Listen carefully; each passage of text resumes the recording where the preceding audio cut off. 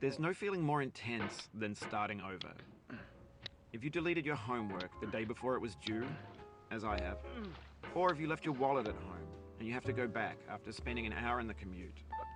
If you won some money at the casino and then put all your winnings on red but it came up black. If you got your best shirt dry cleaned before a wedding and then immediately dropped food on it. If you won an argument with a friend and then later discovered that they just returned to their original view. Starting over is harder than starting up. If you're not ready for that, like if you've already had a bad day, then what you're about to go through might be too much. Feel free to go away and come back. I'll be here. Alright, thanks for coming with me on this trip. I'll understand if you have to take a break at any point. Just find a safe place to stop and quit the game. Don't worry, I'll save your progress, always, even your mistakes. This game is a homage to a free game that came out in 2002 titled Sexy Hiking. The author of that game was Jazzuo, a mysterious Czech designer who was known at the time as the father of B games. And B games are rough assemblages of found objects. Designers slap them together very quickly and freely, and they're often too rough and unfriendly to gain much of a following.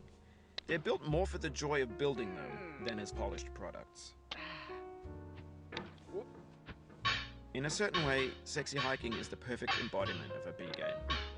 It's built almost entirely out of found and recycled parts, and it's one of the most unusual and unfriendly games of its time. In it, your task is simply to drag yourself up a mountain with a hammer.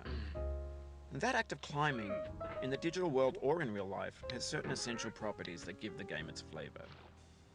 No amount of forward progress is guaranteed. Some cliffs are too sheer or too slippery. And the player is constantly, unremittingly in danger of falling and losing everything. Anyway, when you start Sexy Hiking, you're standing next to this dead tree that blocks the way to the entire rest of the game. It might take you an hour to get over that tree, and a lot of people never got past it. You prod and you poke at it, exploring the limits of your reach and your strength, trying to find a way up and over. And there's a sense of truth in that lack of compromise. Most obstacles in video game worlds are fake. You can be completely confident in your ability to get through them once you have the correct method or the correct equipment or just by spending enough time. In that sense, every pixelated obstacle in Sexy Hiking is real. The obstacles in Sexy Hiking are unyielding, and that makes the game uniquely frustrating. But I'm not sure Jazzuo intended to make a frustrating game.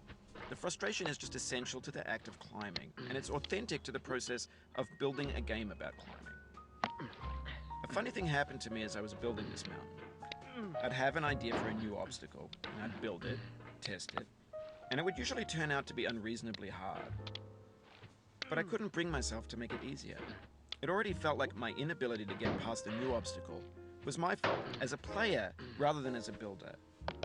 Imaginary mountains build themselves from our efforts to climb them, and it's our repeated attempts to reach the summit that turns those mountains into something real.